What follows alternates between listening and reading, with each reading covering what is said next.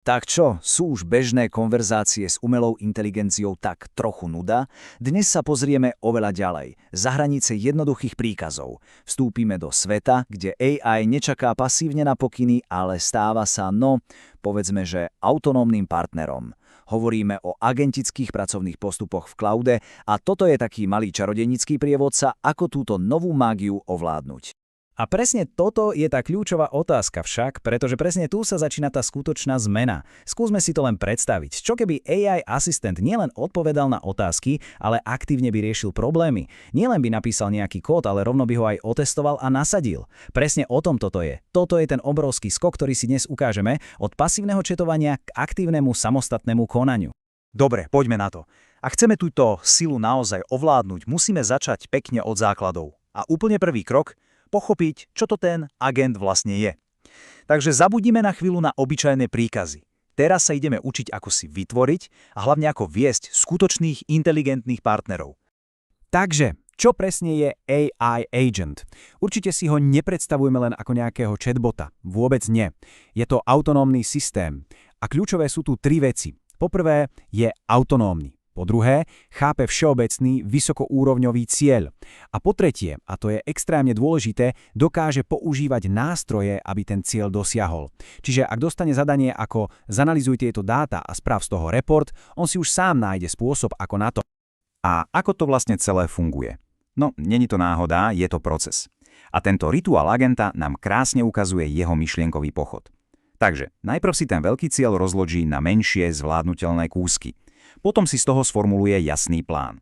Následne si vyberie tie správne nástroje, povedzme prístup k API alebo interpretátor kódu. Až potom sa pustí do práce, vykoná plán a čo je super, aj zreflektuje svoju prácu, skontroluje ju. Až keď je spokojný, doručí finálny výsledok. Je to vlastne taký neustály cyklus myslenia, konania a zlepšovania. OK, takže chápeme, čo je agent. To je super. Ale tá skutočná, tá ozajstná sila prichádza až vtedy, keď jedného agenta alebo kľudne aj viacerých zapojíme do niečoho, čomu hovoríme pracovný postup. A presne toto je tá alchymia, o ktorej hovorí titulok. Tu sa totiž jednoduché príkazy menia na naozaj komplexné, plne automatizované operácie. No a toto porovnanie to ukazuje úplne dokonale. Naľavo máme ten starý svet. Však dáme jeden príkaz, dostaneme jednu odpoveď. Stále to vyžaduje, aby sme to viedli, tak povediac, za ručičku. Ale napravo, tam je ten nový svet. Tam zadáme len všeobecný cieľ a systém už pracuje sám. Autonómne v mnohých krokoch používa nástroje. A výsledok je neporovnateľne komplexnejší. Je to presne ten rozdiel medzi tým, či sa niekoho pýtame na cestu, alebo či máme auto, ktoré šoféruje samé. Super, ale teraz tá dôležitá otázka. Ako takéto zložité systémy postaviť tak, aby boli naozaj efektívne? Lebo samozrejme netreba strieľať od boku. Našťastie existujú osvedčené návrhové vzory. Môžeme si to predstaviť ako také, presne ako hovorí nadpis, plány sily. Sú to v podstate overené recepty, ktoré nám ukazujú, ako agentov poskladať pre maximálny výkon.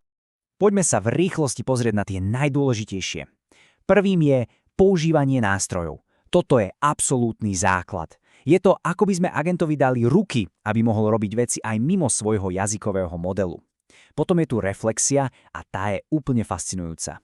Je to schopnosť agenta pozrieť sa na to, čo urobil a povedať si, počkaj, toto by som vedel spraviť aj lepšie. A potom to naozaj vylepší. Samozrejme máme tu plánovanie, bez toho by to pri zložitých úlohách nešlo.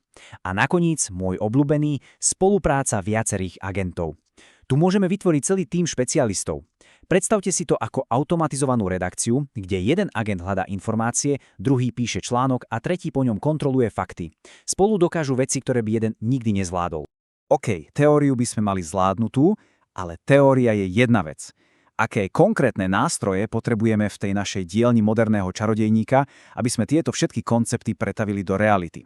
Poďme sa pozrieť na základnú výbavu každého, kto chce tvoriť moderné AI systémy. Takže nástroj číslo 1. Logicky začneme s oficiálnou sadou priamo od tvorcov, od Anthropic. Volá sa to Cloud Agent SDK a je to absolútny základný kameň. Pre kohokoľvek, kto to myslí s budovaním agentov na cloud naozaj vážne, toto je jednoducho ten prvý, najdôležitejší krok pre spoľahlivé a dobre integrované riešenia. Ideme ďalej. Nástroj číslo 2. Velum. Ak je SDK základ, tak Velum si môžeme predstaviť ako nástroj pre profíkov. Je to presne to, čo človek potrebuje, keď sa chce posunúť od takého domáceho experimentovania k reálnemu nasadeniu. Velum totiž poskytuje celú infraštruktúru na správu, hodnotenie a monitorovanie agentov, keď už bežia na ostro. A do tretice tu máme niečo pre tých, ktorí majú radšej vizuálny prístup. Nástroj sa volá Rivet, je to super, lebo je to open source vizuálny editor, kde sa dajú tieto agentické systémy doslova kresliť. Proste spájate jednotlivé bloky, uzly a vidíte, ako to celé funguje. Je to fantastický spôsob, ako nielen navrhovať, ale hlavne ako pochopiť a ladiť naozaj zložité pracovné postupy. A toto všetko nás privádza k jednému kľúčovému bodu. Tento citát to vystihuje úplne presne. Cieľom je posunúť sa od toho, čomu sa hovorí prompt inžinier, k návrhárovi AI systémov. A to je ono. Už to nie je len o tom, ako napísať ten najlepší príkaz. Je to o architektúre, o navrhovaní celých systémov, v ktorých je AI síce kľúčová, ale stále len jedna súčasť. Je to naozaj fundamentálna zmena v tom, ako o týchto veciach premýšľam. Takže, kniha kúziel je otvorená. Koncepty poznáme, návrhové vzory máme a nástroje sú k dispozícii.